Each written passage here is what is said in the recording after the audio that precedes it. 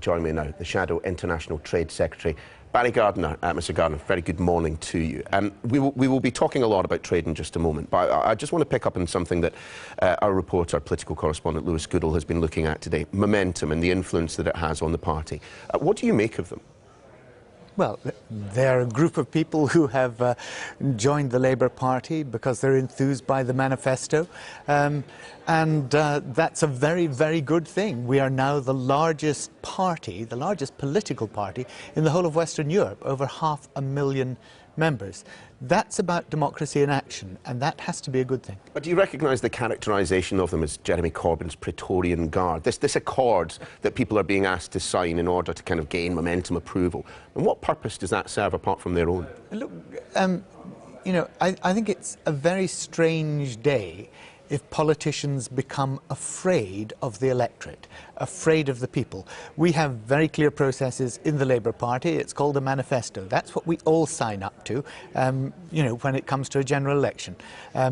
So I don't see a problem with people within the party, whether they're from the right or from the left, whether it's prospect or progress or momentum, actually campaigning on the issues that within the Labour Party, within that broad spectrum that we are, they campaign just as everybody else does for the things that they believe in. That's what a political party should be about. It should be about principle and values. The criticism has always been that there was always a place for, you know, serial rebel Jeremy Corbyn within the broad church of Labour. Now there is a feeling on the part of some who are identified variously as centrist dads or Blairites or whatever, that they are being marginalised or even pushed out of posts that they have held. I mean, I presume that's not a characterisation you recognise. Look, on a day when most of our major newspapers are leading with people like Patience Wheatcroft, the Conservative peer in the House of Lords, warning the Prime Minister about bullying, when we've seen in the papers this week Conservative MPs being threatened with death threats. You're talking to me about people within the Labour Party It's 2 minutes of an interview, Mr. Gardiner. Okay. No, sure. I mean, you mentioned the papers there. A really striking poll in The Independent on Sunday today, signalling 51% support to remain in the European Union, 41% to leave. What's your assessment of that? My assessment of that is that the referendum was conducted on a 50% plus one basis, and that was a very shaky basis to do any referendum. Because actually, if you want to establish the settled will of the population for the next 25 or 40 years, you should have had a threshold. But we are where we are, and no politician went out on the doorstep and said to people, look, please come out and vote on Thursday. It'd be nice to know what you think. We went out on the doorstep and we said, please, you have to vote on Thursday. It's essential. This is going to shape the future of our country for the next 40 or 50 years. And that is why the referendum is now about making sure that we carry out the democratic will as expressed by the people. But what if that trend continues? What if, as you suggest, we maybe got towards a 60 or 65% of the population wanting to remain within the European Union? At that point, doesn't the issue of a second referendum rather become live? Well, you see, last week a very important debate took place in Parliament, and we won a very important vote. And that was that members of Parliament should have a meaningful final vote on the nature of the deal. And that is what the government now has to give to Parliament. And actually those who campaigned very strongly for leave should welcome that, because what they argued for was to take control back from Europe and to give it to the Parliament of the United Kingdom. It wasn't to give it to the Prime Minister, it wasn't to give it to any faction within her cabinet. And what we're seeing is now the working out of those two factions in her cabinet, some who want to go for a Norway-style deal, the others who'd like to take us a bit further west to Canada. And we're seeing that absolutely drive a wedge through the Conservative Party. Indeed, a wedge which clearly doesn't necessarily exist within the Labour Party. We've got a pretty good idea of what you want as an end state. Really close alignment with the European Union, not in the customs union, but perhaps a customs union. A fair assessment? We haven't swept either the single market or a customs union off the table. We said we're not fixated on the structures. What we want are the benefits. I think, though, if you look at the way in which the Conservative Party, they are absolutely riven on this issue of the Court of Justice, the European Court of Justice, and whether it is going to have sway over the UK over the next 8 years. That is a dividing line within the Conservative Party.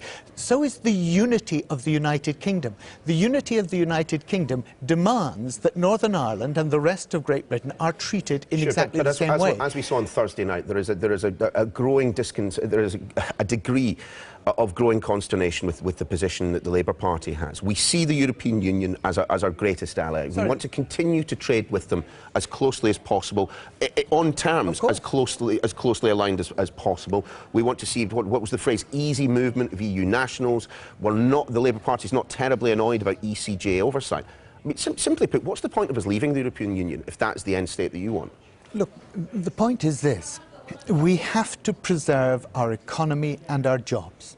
And in order to do that, we need to make sure that we are closely aligned with our major trading partner. When Wilbur Ross came over from the United States and spoke to the CBI just a few weeks ago, he said, look, if you want a good trade deal with the USA, you're going to have to move away from the alignment that you have, the regulatory alignment that you have with the EU, and you've got to align yourselves more with us. The very next week... Sorry, hang on, because I'm answering your question. You've avoided it. I haven't actually. You said a couple of moments ago... If you let me finish now, I will answer your question. The public vote had to be respected. In what way is easy movement of EU nationals, ECJ oversight, so what's the point? Trading on the same terms, in what way is that Brexit? I'm trying to explain to you the importance of alignment is that each country that we seek to do a trade agreement with demands that we align our rules with theirs. And therefore, it makes sense to say that you have to align your rules with the party with which you wish to have as your major trading partner.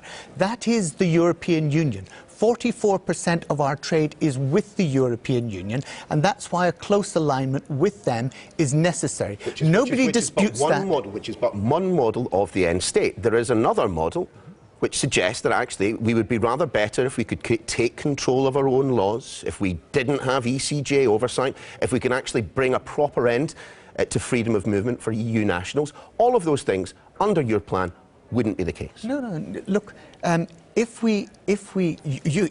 you've given an alternative view. Let me now try and debunk it. Okay? Because actually what that alternative view is dependent upon is precisely the sort of things that Michael Gove today in the newspapers has come out and said he's going to argue for tomorrow, which is an end to the Working Time Directive. These are the regulations that, under that model that you've just put forward, all the rights that we have at work, all the security and safety standards, all the environmental protections, they're the things that go under that model. And that is why, as a Labour government, we would not go down that route.